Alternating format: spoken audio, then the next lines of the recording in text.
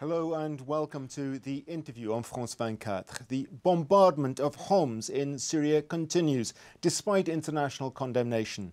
And as evidence of deepening tension throughout the country, government elite forces have stormed part of the capital, Damascus.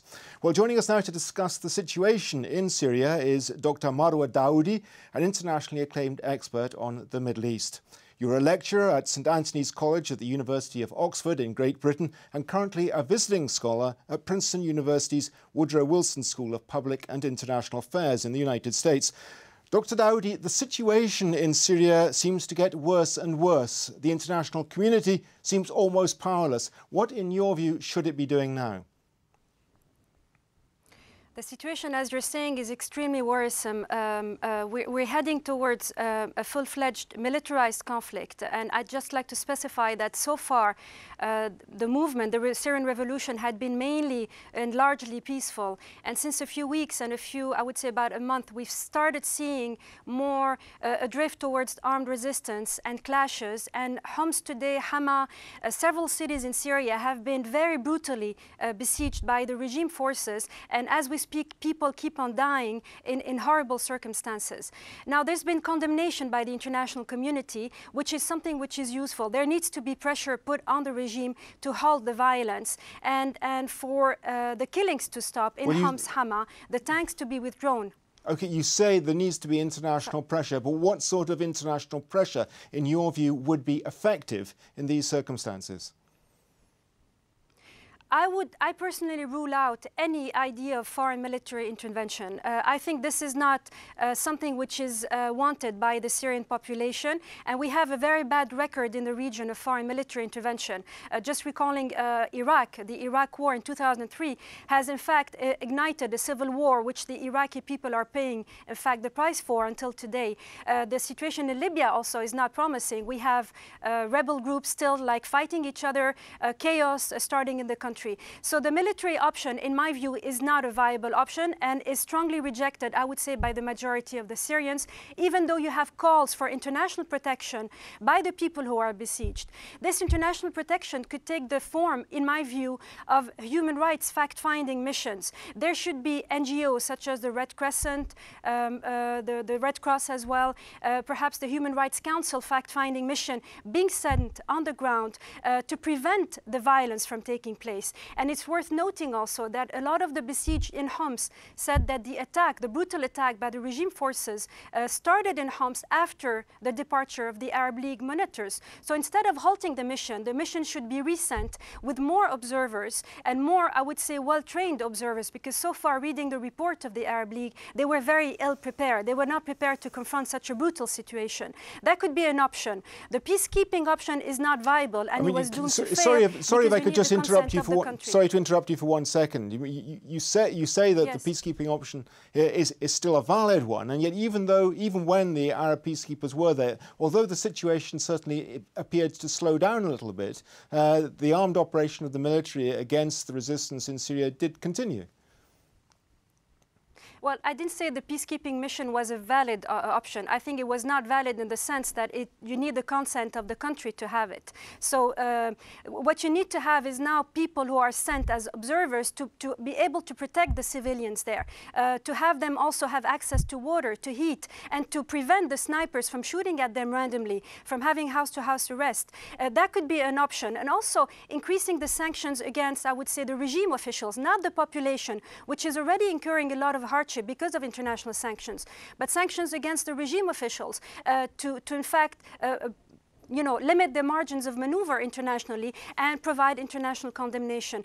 All of these options could be also a way of pressuring the regime to stop, in fact, its actions. And I would say also the condemnations, even if symbolic, they do have an impact internally and also regionally for the regime. Well, judging by what you're saying, you appear to believe that the Syrian regime is open to persuasion. Do you think that's really the case? I wouldn't say persuasion. I would say their margins, their alternatives are becoming less and less viable. We know about the support by the Russians and the Chinese at the UN Security Council. However, Russia is being encouraged now to shift its position. And if the situation evolves towards like full-fledged, armed conflict, civil war in Syria, which is worrying a lot of the Syrians, and the worry now also is the fact that you hear about armed groups coming from Iraq, perhaps Al-Qaeda also having a role in all this. This is jeopardizing the revolution. This is taking away what was a very legitimate and powerful movement within Syria and making out of it some sort of platform for regional rivalries. This should not be the case. The regional factors have exacerbated the situation, and in that case, we should get away, I would say, from the armed conflict. And that was the dilemma internally in Syria. A lot of the people within the local coordination committees were very reluctant to resorting to arms. Unfortunately, a lot of them had to defend themselves, and that's why they resorted to the arms. But some of them discuss now the possibility of keeping it as a peaceful resistance, which is much more threatening to the regime than having armed resistance, because that feeds in their official discourse about having a foreign conspiracy, having terrorist groups, having armed rebels now within the country. And this is also opening the way for a very dangerous path for Syria's security and stability. But if the West and the Arab League were to take your advice and were to pursue a purely peaceful path, wouldn't that lead the way open to organizations like Al-Qaeda and others in Iraq to take control, if you like, of the Syrian opposition, or at least to manipulate the Syrian opposition? Well, my worry is if the Arab League takes a very active role in arming groups within Syria, that opens also the road for the regime to be even more armed by the Russians, to have Al-Qaeda get infiltrated through the borders, and we're entering into a chaotic scenario for the country. Syria has lived a situation of very, lasting stability and security, and the revolution so far had maintained its peaceful nature, and that's what made, in fact, the regime very worried, because they were killing civilians who were in majority unarmed. Now they have a reason to say in front of the large part of the population who are still on the sidelines thinking, is that a foreign conspiracy?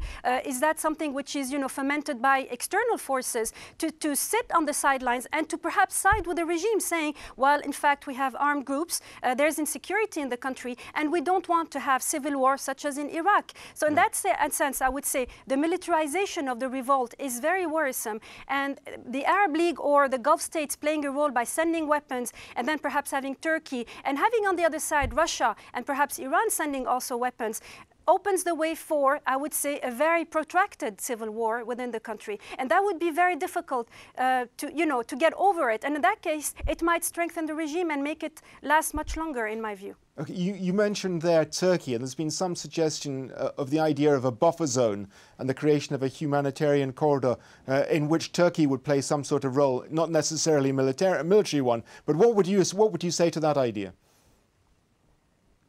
I think there should not be a humanitarian corridor in the sense that it would need to be enforced militarily. What does it mean to have a humanitarian corridor? It means that there would be Turkish troops on the ground, or perhaps NATO, or perhaps whatever for foreign troops. I think there should be safe havens, clearly, within Turkey, within Lebanon, within the bordering countries, within Iraq as well, for the civilians to be able to flee to and be protected in Turkish territory, in Iraq and in Lebanon. And we know also that some of the regime troops have been able to cross the border to Lebanon and pursue, in fact, the refugees who had been there to protect themselves, to flee the repression. So in that case, safe havens, humanitarian corridors, this is another form, I would say, disguised form of somehow military intervention.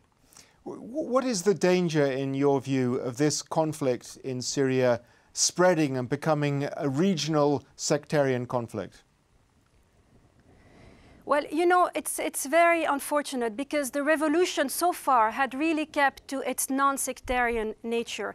It wasn't about Sunnis against Alawites or against Shias or against whatever other segments. It was really about Syrians, and a large part of the Syrian population who was, in fact, rising against its regime, whatever the religion they belonged to. You have Christians in the revolution. You have Alawites as well, and it's very important to mention that. Some of them have published several bulletins bulletins in the Arab media saying that they were standing with the revolution. Now with the scenarios that we hear about Al-Qaeda perhaps sending or being behind the explosions in Aleppo and Damascus, making it sound like a fight of the Sunnis against the Alawites, or having Iraqi Sunni fighters coming to Syria, and suddenly this is turning into something which was not, in fact, initially the nature of the revolution. And that is why, in my view, the militarization would lead to further sectarian strife, whereas in fact the majority of the revolutionaries within Syria, the young and older generations, have insisted and have been extremely lucid in stating their Syrian identity, saying they are united, they are not Alawites fighting or Sunnis fighting against Christians or Alawites or whatever. They were fighting as Syrians claiming their rights vis-à-vis a regime which has shown a lot of brutality, which has been very brutal in repressing, in fact, the majority of the peaceful movements. So in that case, the sectarian nature is something which has come up in the recent weeks, and I would say it's very worrisome in terms of the future of the country, because Syria has managed so far to keep a very strong cohesion amongst its different communities. And the regime has also portrayed itself as protecting these minorities, which is not true. This has been a long tradition in Syria, and if the minorities believe that after the Assad regime there would be chaos, they would not side with the revolution, and they need to be soothed and also comforted that this is not a Sunni-led or a Muslim Brotherhood-led revolution. Okay, Marwa Daoudi, thanks very much for being with us. That's all we have time for today, but do stay with us here on France 24 for more news.